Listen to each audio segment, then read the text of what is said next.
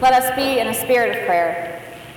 O God, may the words of my mouth and the meditations of all our hearts be acceptable in your sight, our rock and our Redeemer. Amen. I want you to imagine a scenario with me.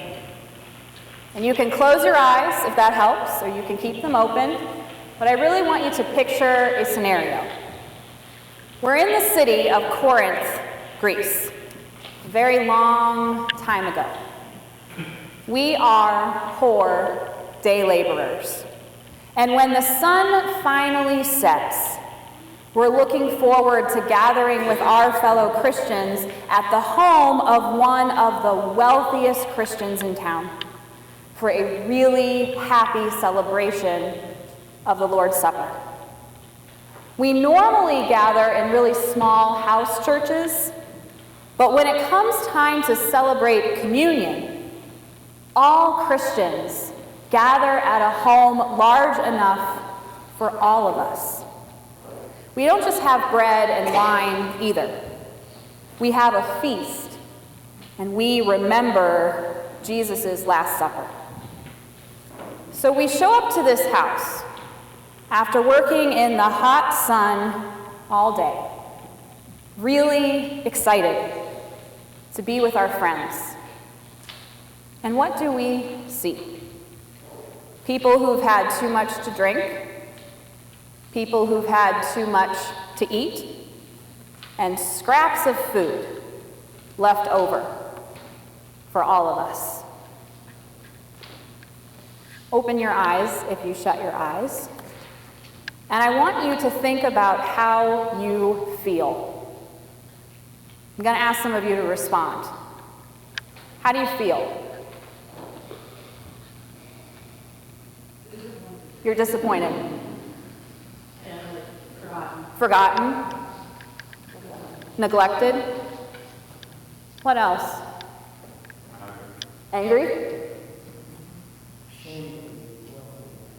Ashamed of the wealthy ones. Disgusted. So, this is what was happening in Corinth, believe it or not. And Paul the Apostle, who said angry? Derek? Yeah. Was anyone angry? Could you raise your hand if you felt kind of angry? Okay, that was Paul's go-to response. Paul was really angry. And so he writes this letter to the Corinthians out of his anger, and he says to the wealthiest Christians, really sarcastically, he says, "Do you not have homes to eat or drink in? Or do you show contempt for the church of God and humiliate those who have nothing?" What was happening is that the wealthiest Christians would arrive really early because they hadn't been out in the fields working all day. So they'd get there really early and they would consume the best wine and they'd eat the best food so that by the time everyone else showed up, there were literally scraps on the table. Celebrating communion was a really special occasion. If we imagine our congregation assembled here today, we could imagine that we'd maybe have 4 or 5 house churches where we would meet individually every Sunday. But when communion was celebrated, they would ask one wealthy Christian to host it in his or her home, and everybody came together. So it was a really important celebration. And for Paul, when the whole community was gathered to be one body, and this is what was happening, he felt like it was a betrayal. And he felt like it was a betrayal not just to each other, but he felt like it was betraying Jesus. Because that is not the point of communion. So today is World Communion Sunday. So you'll notice that our hymns are a little bit spicier. The hymn we just sang and the hymn that we'll finish is from Ghana, where my mentor is from. So anytime I sing it, I always think of Pash. And some of the hymns, other hymns are in Spanish. And if you know Spanish, sing it in Spanish. right? This is World Communion Sunday. So this is a time when Christians all over the world remember that we are one. We are a united body, and we may come from different languages and cultures and traditions, but what unites us, what brings us always together, and it has from the beginning, is the table. The table of Jesus Christ. That is what has always united us. I want to point out today that our bread is special today. The Kurth family baked it for us. It's meant to symbolize different disparate traditions coming together, and I'm sure it's delicious. And it's meant for us to think about the beautiful patterns of God's creation, that we don't all look the same and sound the same, but when it comes to our faith, we have a lot that can unite us. It has always pained me deeply that communion has been one of the very things that has divided Christians. Because I think at our core, that is so not what Jesus ever had in mind. And so I'm struck every World Communion Sunday that communion as an act, as a ritual, as a symbol, as one of two sacraments we have in the United Church of Christ, is this radical call for solidarity. It's this radical call to remember that we are not alone, that we're united with Christians not just here in Lexington or Massachusetts or the United States, but around the world. And that 2,000 years of tradition unite us at the table. So those Corinthians that we just imagined ourselves being 2,000 years ago, they're here with us in the communion of saints. So what Paul does is he hears about this practice that's happening. He's so angry, and what he says is, remember. Remember why we're here. Remember what we're doing. And so he specifically uses the words. He says, remember what Jesus said. This is my body that is for you. Do this in remembrance of me. This is the cup of the new covenant in my blood. Do this as often as you drink it in remembrance of me. So that even if we're practicing communion differently, even if we have different understandings of what it means, those words of institution unite us.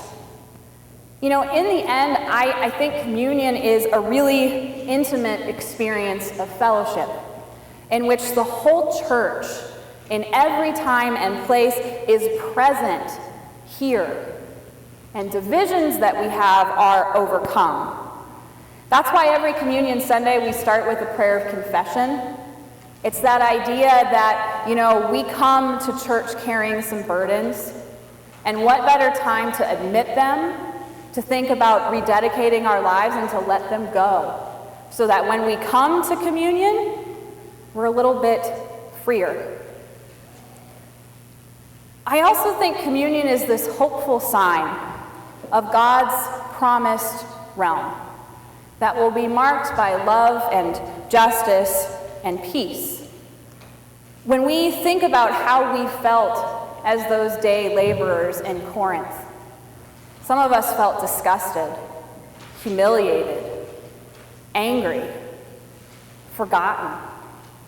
We have to remember that there are people here in our community who are going to bed hungry, and there are people here in Lexington who may feel forgotten.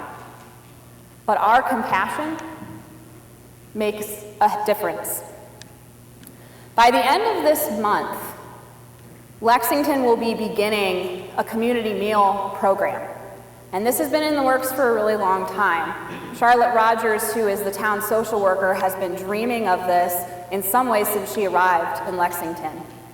On October 21st, at Church of Our Redeemer, every Wednesday night from there on out, there will be a free community meal for anyone who needs it in Lexington and the surrounding areas. When we've had a number of meetings about this, believe it or not, there are 1,200 people in Lexington who are at or below the poverty line. So there are people in our community who may feel forgotten. So I'm calling on all of us, in the spirit of communion, in the spirit of community, to think about how we do this radical act at Pilgrim, and then we take it out into the world. And maybe that's through Let's Eat Together. That's what title they came up with for their community meal, Let's Eat Together. Maybe it's another organization that means a lot to us. Maybe it's as simple as going out, and when you see something negative happening, you don't buy into that. You think of another way.